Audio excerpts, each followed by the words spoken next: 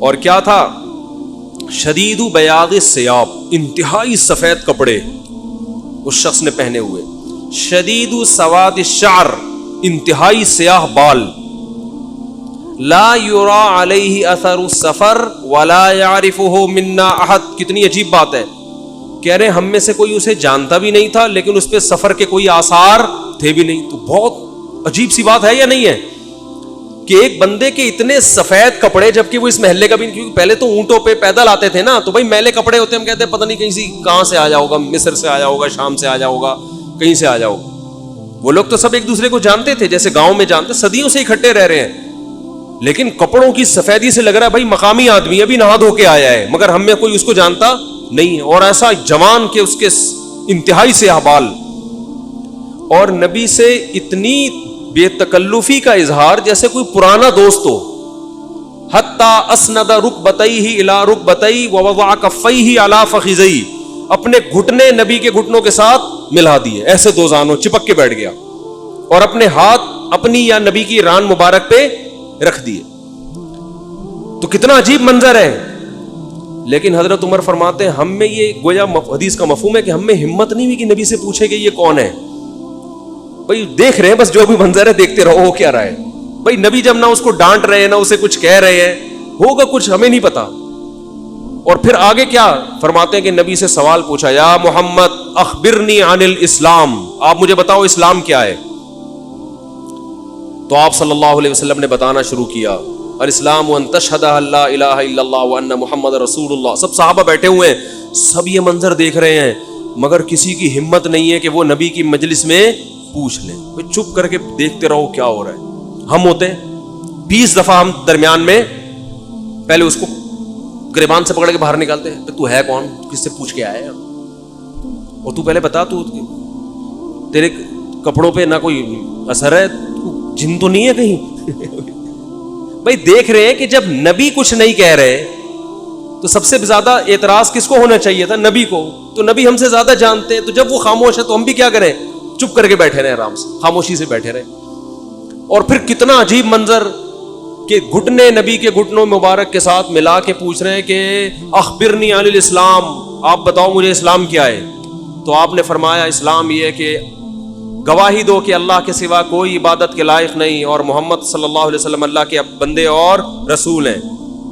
وَتُقِيمَ الصَّلَاةَ وَتُؤْتِيَ الزَّكَاةَ وَتَصُومَ رَمَضَانَ وَتَحُجَّ الْبَيْتَ إِنِ اسْتَطَعْتَ إِلَيْهِ سَبِيلًا. رمضان زکات دو، رمضان کے روز نماز قائم کرو، زکات دو، رمضان کے روزے، اور استطاعت ہے تو حج کرو. فرماتے ہیں اس نے کہا صدقتا، اے محمد آپ نے سچ کہا. حضرت عمر کہتے ہیں ہمیں اور عجیب، فعجبنا یسألہ ویصدقہ. بھائی سوال بھی پوچھ رہا ہے اور خود ہی کہہ رہا ہے سچ کہا. تو یہ تو امتحان لینے کے لیے آیا ہے، اور امتحان کس کا ہو رہا ہے؟ معاذ اللہ پیغمبر صلی اللہ علیہ وسلم کا. بھائی جو سوال پوچھتا ہے وہ یہ تو نہیں کہتا کہ آپ نے جواب بالکل صحیح دیا ہے، اس کا مطلب آپ کو تو پہلے سے پتا تو پوچھ کیوں رہے ہم سے. لیکن کسی صحابی میں یہ ہمت نہیں ہو رہی کہ نبی کے محفل میں سوال پوچھیں کہ یا رسول اللہ جب یہ پوچھا کیوں اس نے، یہ تو معاذ اللہ آپ کا امتحان لینے آیا گویا. پھر اس نے پوچھا، جبریل، وہ بعد میں پتا چلا وہ فرشتے جبریل علیہ السلام تھے. پھر پوچھا کہ مل ایمان کیا ہے، مل ایمان. تو انہوں نے آپ صلی اللہ علیہ وسلم نے فرمایا ایمان یہ اللہ پر، اس کی کتابوں پر، اس کے رسولوں پر، اس کے فرشتوں پر، آخرت کے دن پر، تقدیر پر ایمان لایا جائے. صدقتا، سچ کہا. پھر انہوں نے پوچھا کہ احسان کیا ہے. پھر آپ نے فرمایا ان تعبد اللہ کأنک تراہ فإن لم تکن تراہ فإنہ یراک. اللہ کی ایسے عبادت کرو جیسے تم دیکھ رہے ہو، کیونکہ وہ تو تمہیں دیکھ رہا ہے. صدقتا، اس نے کہا بالکل سچ کہا. کہا متی الساعہ، قیامت کب آئے گی؟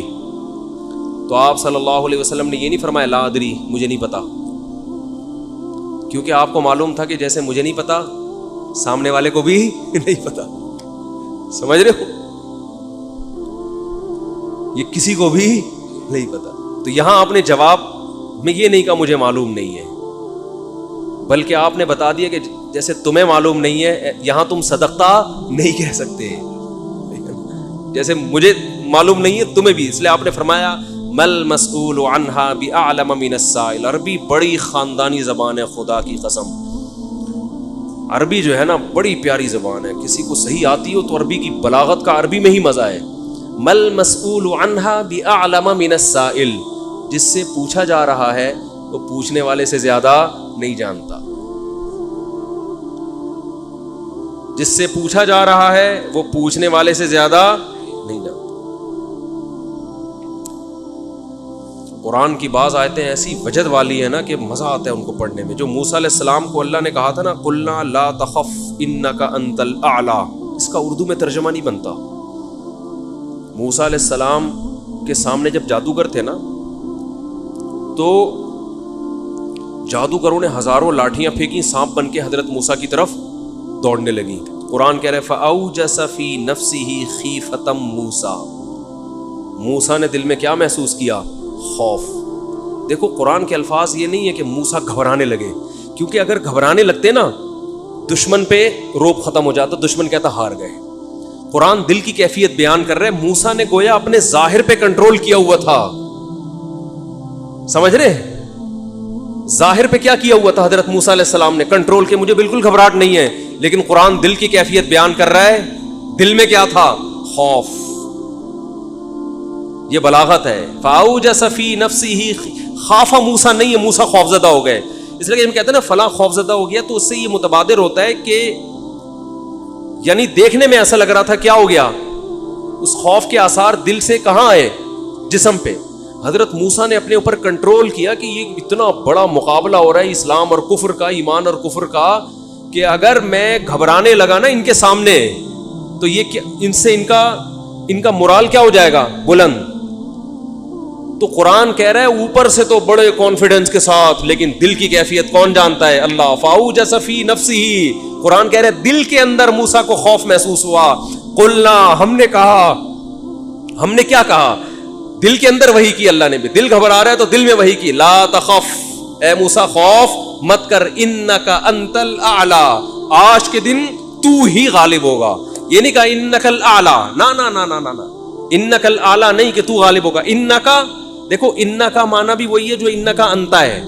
کا مطلب بھی تو، انتا کا معنی بھی تو.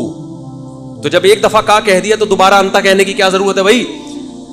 ابے چھوڑو یار، رہنے تو تم لوگ کو بہت مشکل ہے بات سمجھا. جو مجھے مزہ آ رہا ہے نا اس آیت میں وہ آپ سوچ بھی نہیں سکتے. قرآن یہ نہیں کہہ رہا انک الاعلی کہ تو کیا ہو جائے گا، تو ہی برتر ہوگا، تو ہی غالب ہوگا. انکا انتا، یہ تاکید کے لیے، اے موسیٰ تو، صرف تو، ٹھیک ہے نا، اکیلا. الاعلی، اور اعلی بھی نہیں ہے. اصولی طور پر خبر پر الف لام داخل نہیں ہوتا. گرامر کے لحاظ سے اصولی طور پر انکا انتا اعلی ہونا چاہیے، یا انکا، سوری انتا نہیں، انکا اعلی. مبتدا معرفہ ہوتا ہے، خبر کیا ہوتی ہے؟ نکرہ. سمجھتے نہیں ہو بات؟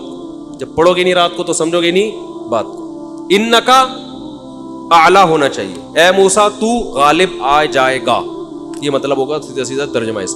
اللہ نے اعلی پہ الف لام لگا دیا. الف لام جب لگتا ہے نا کسی، تو وہ کسی اسپیسیفک چیز کو کہتے ہیں. جیسے کتاب کا مطلب کوئی بھی کتاب، الکتاب کا مطلب کوئی اسپیسیفک، کوئی خاص کتاب. آپ جب کہتے ہیں بندہ آیا ہے، بچے گھر میں آ کے بتا رہے ہوتے ہیں پنجاب میں بندہ آیا ہے، کراچی میں کہتے ہیں آدمی آیا ہے کوئی. یہ بندہ کا لفظ پنجاب سے امپورٹ ہوا ہے. کراچی میں لوگ کہتے تھے کوئی انسان آیا ہے، کوئی آدمی آیا ہے، تو پنجاب میں کیا کہتے ہیں اس کو؟ بندہ آیا ہے. اچھا شگون کے انسان کا بچہ بن جائے، وہ بندہ بن جائے، ٹھیک ہے نا.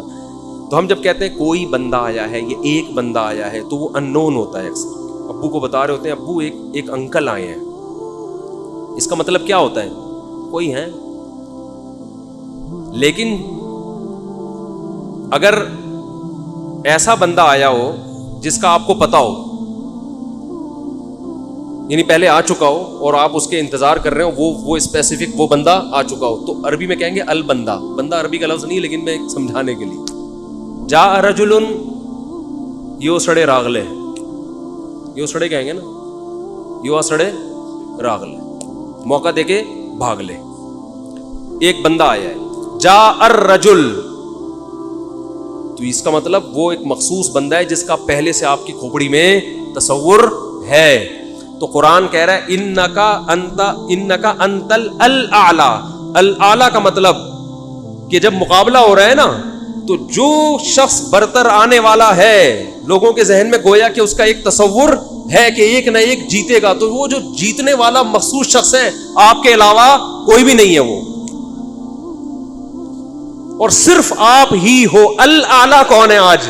الاعلی, اعلی نہیں بلکہ الاعلی کون ہے؟ پورا ترجمہ ہو نہیں سکتا اس کا. وہ کون ہے؟ اے موسیٰ صرف اور صرف تو ہی ہے, تو لا تخف, تجھے خوف زدہ ہونے کی ضرورت نہیں ہے.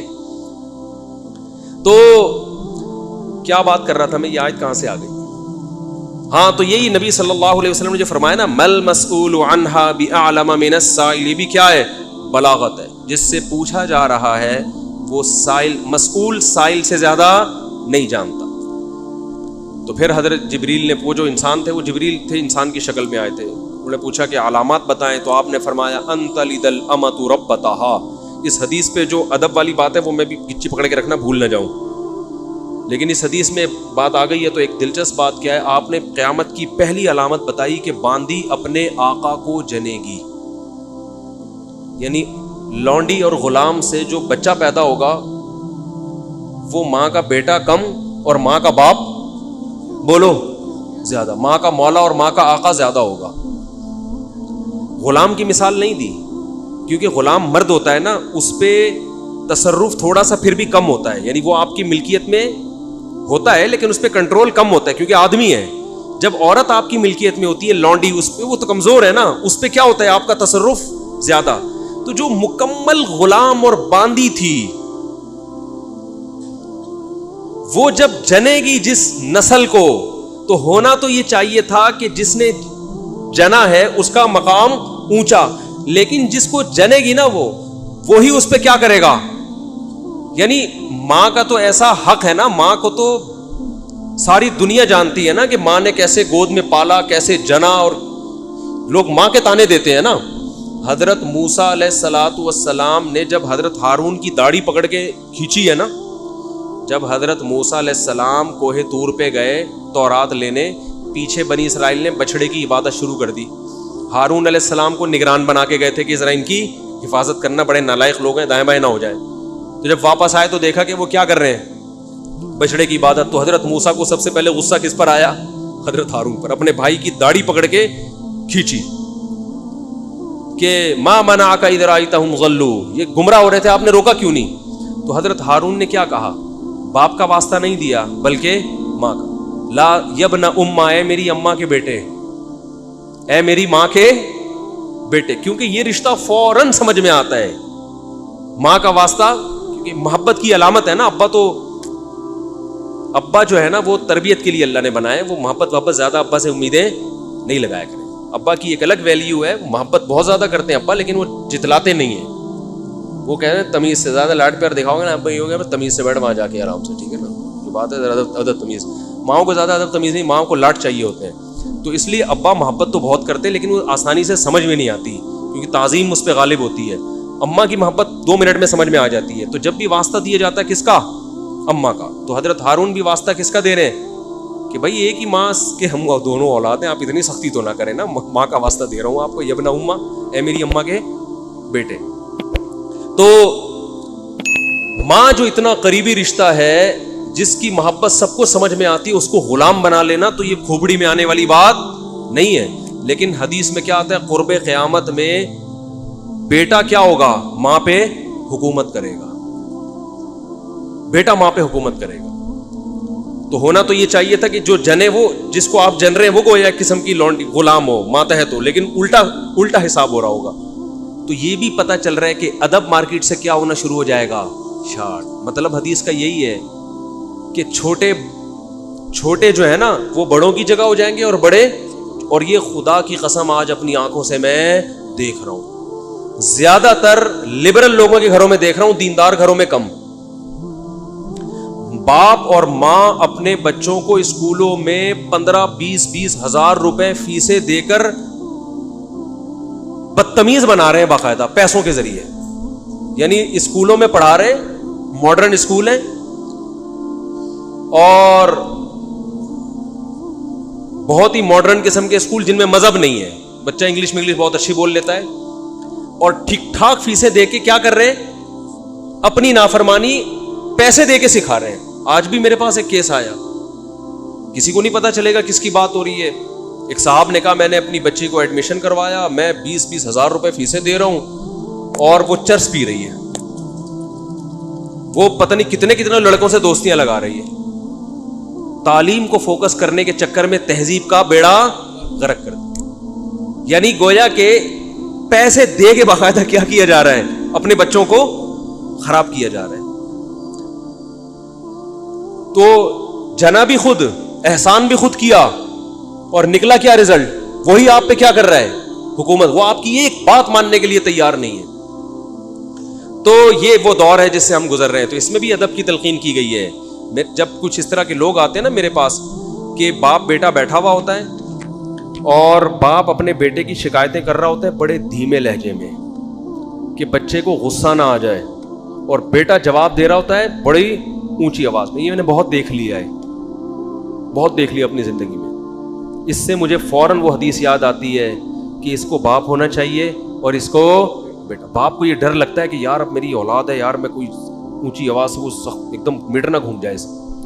دیکھو یہ اولاد کے نالائق ہونے کی علامت ہے کہ آپ نے اپنے باپ کو یہ اتھارٹی نہیں دی ہے کہ وہ آپ کو ڈانٹ سکے. اگر آپ کا باپ آپ کو ڈانٹتے ہوئے گھبراتا ہے نا, خدا کی قسم یہ باپ کے خراب ہونے کی دلیل نہیں ہے, یہ اولاد کے خراب ہونے کی دلیل ہے. یہ اولاد کے خراب, وہ ڈر لگتا ہے اس کو کہ یار کچھ بول دوں تو ایسا نہ ہو ناراض ہو جائے. میں نہیں کہہ رہا اولاد پہ بیجا سختیاں کریں یا خام خواہ میں ڈانٹ ڈپٹ کرتے رہیں, اس سے تو ڈپریشن کے مریض بنتے ہیں. ماں باپ ظلم بھی کرتے ہیں. اس پہ میں انشاءاللہ بیان کروں گا کہ میرا ارادہ ہے, میں نے جو سینٹ میں بل پیش ہوا نا کہ ماں باپ کو اولاد پہ ہاتھ اٹھانے کی اجازت نہیں, شوہر کو بیوی کو ڈانٹنے کی اجازت نہیں, تو یہ بالکل خلاف ہے. لیکن اس کا ناجائز فائدہ بھی اٹھایا جاتا ہے. تو ماں باپ کو بلا وجہ اولاد پہ ہاتھ اٹھانا شرعن جائز. آج ایک صاحب بحث کرنے لگے کہ مجھے اجازت دی ہے شریعت نے کہ میں اپنے بچے کو تھپڑ مار سکتا ہوں. میں نے کہا آپ کو اجازت شریعت نے نہیں دی ہے کہ بلا وجہ آپ اپنے بچے پہ ہاتھ اٹھائیں, اور خاص طور پہ نابالغ پہ. نابالغ کے حقوق اسلام میں بہت زیادہ ہیں. ماں کو اجازت نہیں اپنا غصہ آپ کسی اور پہ رہے نکال کس پہ رہی ہے. میں نے ماؤں کو دیکھا ہے, طبیعت خراب ہے, جھنجلا رہی ہیں, بچے کو پکڑ کے طبیعت سے کوٹ دیا اس کو, بیچارہ. بعض بچے ماں کی چنگیز خان جیسی مائیں ہوتی ہیں, وہ بچے ٹھٹر کے ان کی جو گروتھ ہے نا وہ ہی رک جاتی ہے ان کی. اتنا سختی کا ماحول انہوں نے گھر میں دیکھا ہوتا ہے. تو یہ نہ باپ کے لیے جائز ہے اور نہ ماں کے لیے. تو اس میں علماء کے واقعات بھی سناؤں گا کہ اپنی اولاد کو مارنے سے پہلے کیا ان کے اصول تھے کہ ہم زیادتی نہ کر بیٹھے. تو یہ بھی ہے. اچھا خیر, تو جلدی سے بات کو یہ سمیٹ کے ختم کرتا ہوں. یہ کیا ہو گیا. تو رسول اللہ صلی اللہ علیہ وسلم کی محفل میں حضرت جبریل آئے. تو حضرت عمر فرماتے ہیں, تو حضرت عمر رضی اللہ تعالیٰ عنہ فرماتے ہیں فلبثت ملیہ, میں نے جب یہ منظر دیکھا تو میں بہت دنوں تک ٹھہرا رہا. یعنی کچھ دن گزرنے کے بعد بھی حضرت عمر کی ہمت نہیں ہوئی کہ نبی سے پوچھے کہ یا رسول اللہ یہ کون تھے, یہ کیا ہے احترام, کہ بھئی ایسا نہ ہو نبی صلی اللہ علیہ وسلم ناراض ہو جائے. خود کیوں نہیں بتا رہے بھئی, یہ اہم بات ہوتی تو آپ صلی اللہ علیہ وسلم تو خود معلم تھے, خود بتاتے. تو فرماتے ہیں کچھ دن کے بعد خود نبی نے مجھ سے پوچھا کہ عمر جانتے ہو وہ شخص کون تھا؟ میں نے کہا اللہ اس کے رسول ہی زیادہ جانتے ہیں. فرمایا ھذا جبریل اتاکم یعلمکم دینکم, یہ جبریل تھے, انسانی شکل میں آئے تھے تمہیں تمہارا دین سکھانے کے لیے. اس سے پتہ چلتا ہے کہ تعلیم کا صرف یہ طریقہ نہیں ہے کہ استاذ بیٹھ کے بچوں کو پڑھاتا رہے سارا دن بیٹھ کے. یہ نیچرل وے آف ٹیچنگ ہے کہ ایک ماحول بنا دیا, ایک شخص آ رہا ہے, صحابہ اچھا پھر ایک تعجب کی فضا قائم کی گئی تاکہ نا ان کو یہ محفل یاد رہے. اگر ایسا ہی ہوتا وہ نارمل ڈریس, سفر والے ڈریس میں آتے تو یہ تو نارمل مجلس ہے, بھائی کوئی مسافر آیا ہے. ایسا ایک مخمصے میں ڈالا گیا کیونکہ جب کوئی ایسی عجیب سی محفل ہوتی ہے نا تو دماغوں میں بیٹھ جاتی ہے, اس کا ایک ایک منظر یاد رہتا ہے. تو اس سے ماحول کی تبدیلی کا بھی انسان پہ اثر پڑتا ہے. تو صحابہ کیا کر رہے ہیں, نبی صلی اللہ علیہ وسلم سے سوال پوچھنے سے پہلے ایک اور واقعہ سنا کے بس یہ میں ٹاپک ختم کرتا ہوں. ایک اور واقعہ ہے, حدیث میں آتا ہے کہ آپ صلی اللہ علیہ وسلم نے ظہر یا عصر کی نماز پڑھائی, صحیح حدیث ہے. اس میں آپ نے 4 کی جگہ 3 رکعتیں پڑھا دی. کتنی؟ 3. اب صحابہ سوال نہیں پوچھ رہے کہ یا رسول اللہ یہ آپ سے غلطی سے ایسا ہوا ہے, کیا ہوا ہے, خوف زدہ. حضرت ابو بکر اور عمر بالکل پیچھے بیٹھے ہوئے ہیں. حدیث میں آتا فہابا ان یتکلماہ, آپ گھبرائے کہ آپ اس بارے میں نبی سے سوال پوچھیں. کیوں؟ ہو سکتا ہے نبی کو اس بات پہ غضب آ جائے کہ بھائی جب میں نے 3 پڑھائی ہیں تو میرے 4 پڑھنے سے جب چاہ کہ ہاں تمہاری یہ نیکی لکھی جا رہی ہے تو حلال کی طرف آؤ اور کسی کی مت سنو. سمجھتے ہو؟ بائک پہ گاڑی پہ پہلے سے موسٹ وانٹیڈ لکھ کے لگا دو, کسی کی مت سنو, اس میں ٹینشنیں آئیں گی, برداشت کرو اللہ کے لیے. سمجھتے ہو؟ میں اپنی ٹینشنوں کے قصے سنانا شروع کر دوں آپ پاگل ہو جاؤ گے. آپ